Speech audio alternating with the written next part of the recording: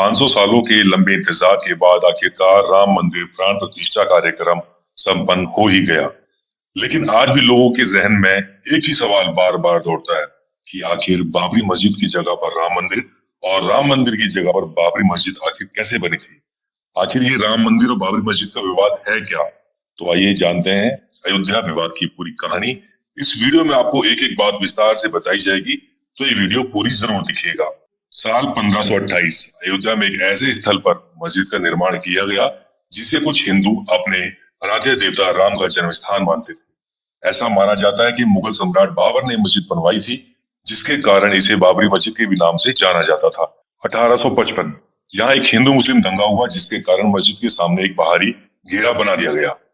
इस कार्रवाई ने हिंदुओं को मस्जिद के आंगन तक पहुंचने से रोक दिया, जिससे उन्हें बाहरी आंगन में एक मंच पर प्रसाद चढ़ाने के लिए प्रेरित किया गया।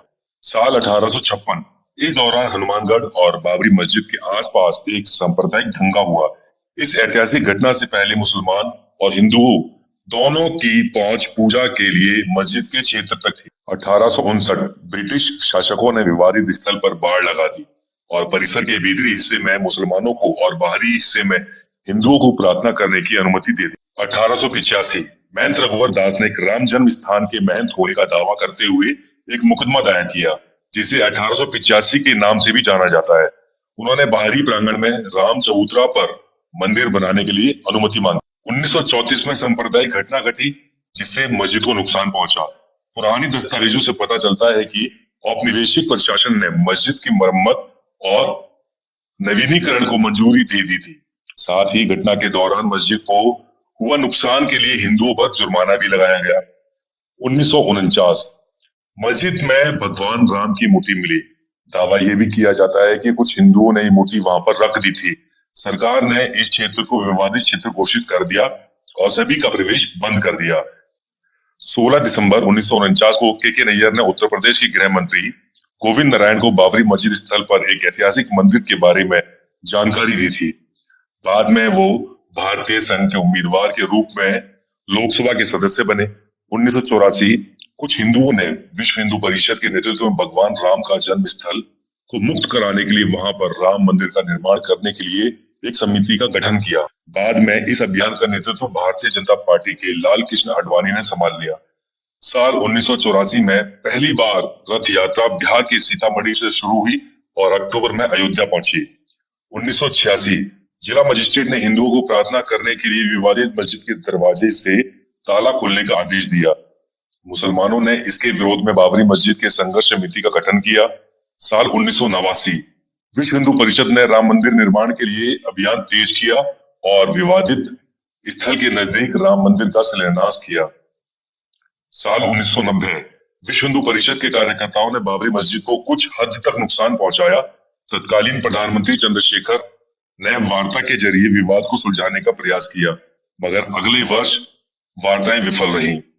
लालकृष्ण आडवाणी ने आंदोलन के लिए समर्थन बढ़ाने के लिए मकसद से गुजरात के सोमनाथ से अयोध्या तक की रथ यात्रा शुरू की। इस बीच सांप्रदायिक दंगे भड़क उठे। 1992 में विश्व हिंदू परिषद, शिवसेना, भारतीय जनता पार्टी के कार्यकर्ताओं ने 6 दिसंबर को बाबरी मस्जिद को ध्वस्त कर दिया। इसके परिणाम स्वरूप देश भर में हिंदू और मुसलमानों के बीच सांप्रदायिक दंगे हुए और दंगे इस कदर हुए कि काफी लोगों की जान गई, जिसमें 2000 से ज्यादा लोग मारे गए। सन 1993 नरसिम्हा राव सरकार ने लगभग 68 एकड़ भूमि अधिग्रहित करने के लिए एक आदेश जारी किया। बाद में से कानून के स्वरूप पारित किया गया। फरवरी 2002 में भारतीय जनता पार्टी ने उत्तर प्रदेश विधानसभा चुनाव के लिए अपने घोषणा पत्र में राम मंदिर निर्माण के मुद्दे को शामिल करने से इनकार कर दिया। विश्व हिंदू परिषद ने 15 मार्च को राम मंदिर निर्माण कार्य शुरू करने की घोषणा कर दी।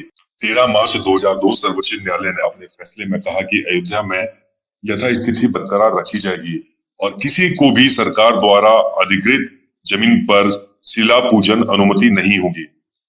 केंद्र सरकार ने कहा कि अदालत के फैसले का सम्मान किया जाएगा। अप्रैल 2003 में इलाहाबाद हाईकोर्ट के निर्देश पर पुरातात्विक सर्वेक्षण विभाग विवादित स्थल की खुदाई शुरू जून में कर दी गई। खुदाई होने के बाद रिपोर्ट में कहा गया कि उसके अंदर मंदिर से मिलते जुलते कुछ अवशेष मिले हैं। मई 2003 सीबीआई ने 1992 में अयोध्या में बाबरी मस्जिद गिराए जाने के मामले में तत्कालीन उप प्रधानमंत्री लालकृष्ण आडवाणी समेत 8 लोगों के खिलाफ पूरक आरोप में पत्र दाखिल किए। अगस्त 2003 भाजपा नेता और प्रधानमंत्री अटल बिहारी वाजपेयी और उप प्रधानमंत्री लालकृष्ण आडवाणी ने राम मंदिर निर्माण के लिए एक विशेष विधेयक लाने के एचपी के अनुरोध को अस्वीकार कर दिया।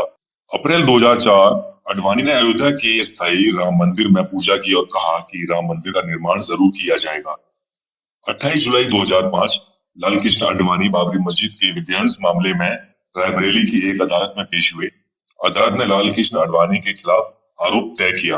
20 अप्रैल 2006 कांग्रेस के नेतृत्व वाली यूपीए सरकार ने लाइब्रेरी के सामने लिखित बयान में आरोप लगाया कि बाबरी मस्जिद को ढहाया जाना सुनियोजित षड्यंत्र का हिस्सा था और इसमें भाजपा, आरएसएस, बजरंग दल और शिवसेना की मिलीभगत थी।